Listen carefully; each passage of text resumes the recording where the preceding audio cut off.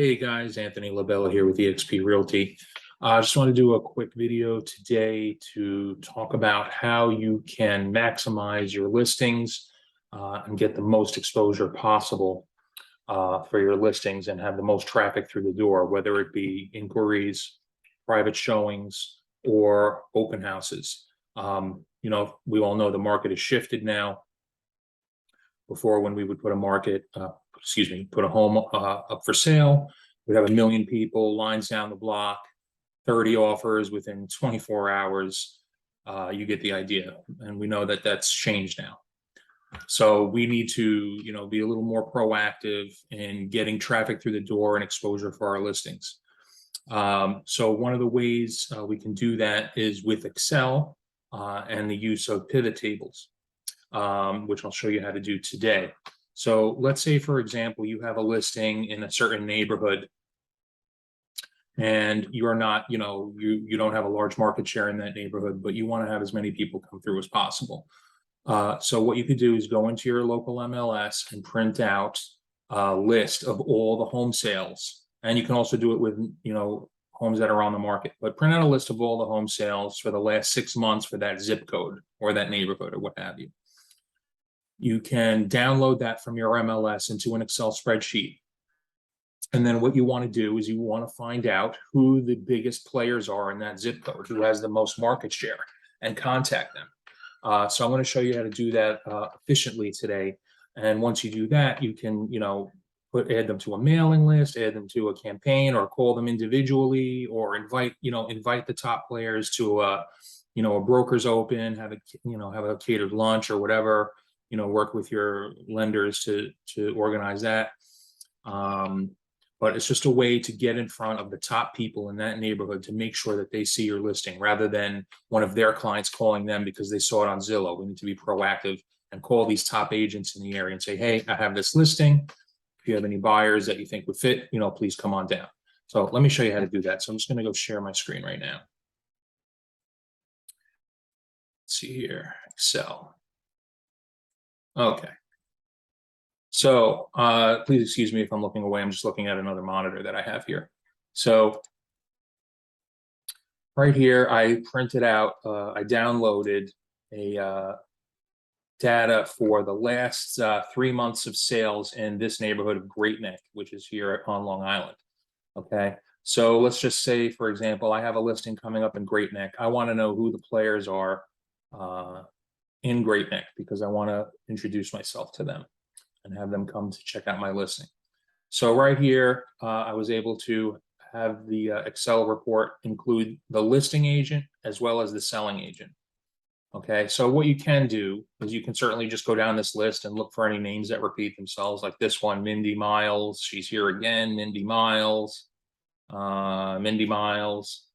Okay, right here. Jelvet Kamali, if I'm pronouncing that correctly. So you can do it that way. It's not really that efficient, but obviously we want to speak to Mindy Miles. We want her to know about our listing. And then same thing for selling agents. Let's see who is on here multiple times. We really can't see that much unless I'm missing something or I need more coffee. Joan Evans, I think I see. Yeah, Joan Evans. But as you can see, the way I'm going through this now, it's not very efficient. So here's how you do it with a pivot table. Okay. So what you want to do is you want to highlight the entire sheet. So you go here in the left corner, highlight your entire sheet. I'm sorry, you do have to put headers. Well, we don't care about this. We just want to know who's selling the house. You make sure you have headers for every column. Okay. You highlight the whole sheet. You then go to insert, and then here, pivot table from table range. And this is the range that I have highlighted. I want to put that in a new worksheet. Okay, so it brings you this. Now it gives you pivot table fields here. So what we want to do is first we want to see who the top listing agents are in that area. So you click on listing agent, and it lists them all here. And then we drag listing agent down to the values column, and boom, now it'll tell you Alan Stangu had 3 listings in the last 90 days. Jelvet 2. Okay. Mindy Miles Greenberg, 3. But let's sort them so it's even easier. So you just click in one of these cells here, right click, sort, largest to smallest, and boom, there we go. So now we can just take our top 10 or whatever, and we want these people, which you can then go into your MLS individually. My MLS does not allow us to download their phone numbers and email addresses in this report. You have to go individually because they want to, prevent people from just spamming, thousands of people in an MLS. So you have to go in individually and get the names, but it's really not that hard for 18 names or 13 names, what have you. But these are the people that we want to talk to.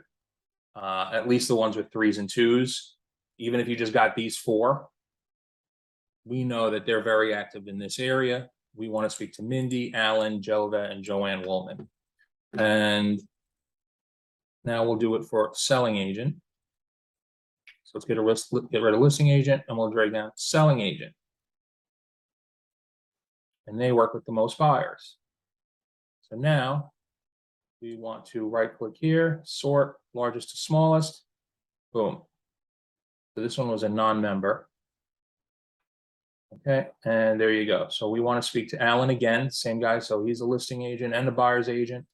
Joan Evans, and these people here. Now, of course, if you do a busier zip code or you go out for a longer length of time, instead of 3 months, you go out 6 months or 9 months or 365 days, you'll see who the real players are, and you'll have people that, sold 10, sold 15, sold 12, and you just take like the top 10 people. So that's pretty much it. That's how you can use pivot tables to target the most active agents in your area and get them to look at your listing or come to your open house or come to your broker's open.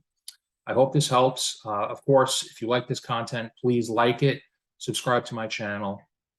And of course, I'd love to hear your thoughts. Maybe give me some ideas or some feedback on some tips that you use.